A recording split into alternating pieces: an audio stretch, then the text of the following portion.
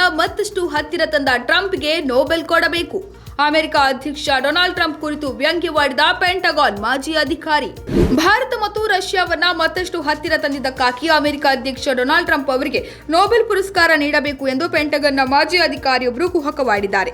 America ಅಧ್ಯಕ್ಷ Donald ಟ್ರಂಪ್ಗೆ ಖಂಡಿತವಾಗಿಯೂ Nobel ಪ್ರಶಸ್ತಿ ಸಿಗಬೇಕು.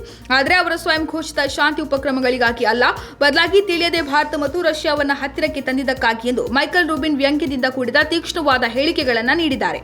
ಪುಟಿನ್ ತಮ್ಮ 2 ದಿನಗಳ ಭಾರತ ಭೇಟಿಯನ್ನು ಮುಗಿಸುತ್ತಿದ್ದಂತೆ ಮಾಜಿ ಪೆಂಟಗನ್ ಅಧಿಕಾರಿ ಟ್ರಂಪ್ ಅವರನ್ನು ಟೀಕಿಸಿದ್ದು, ಟ್ರಂಪ್ ನಡೆ ಸ್ನೇಹಿತರ ನಡುವಿನ ಸಂಬಂಧವನ್ನ ಮತ್ತಷ್ಟು ಬಲಪಡಿಸಿದೆ ಎಂದಿದ್ದಾರೆ. ಮಾಧ್ಯಮಗಳ ಜೊತೆ ಮಾತನಾಡಿದ ರೂಬಿನ್, ರಷ್ಯಾ ಅಧ್ಯಕ್ಷರ ಭಾರತ ಭೇಟಿ ಮಾಸ್ಕೋದ ದೃಷ್ಟಿಕೋನದಿಂದ ಅತ್ಯಂತ ಸಕಾರಾತ್ಮಕವಾಗಿ ಕಾಣುತ್ತದೆ. ಭಾರತವು ಪುಟಿನ್ಗೆ ನೀಡಿದ ಗೌರವಗಳು ಸಾಟಿ ಇಲ್ಲದ್ದು ಮತ್ತು ಇದನ್ನು ರೂಪಿಸುವಲ್ಲಿ ಟ್ರಂಪ್ ಅವರ ಪಾತ್ರವನ್ನು ಕಡೆಗಣಿಸಬಾರದು ಎಂದು ಅವರು ಹೇಳಿದ್ದಾರೆ.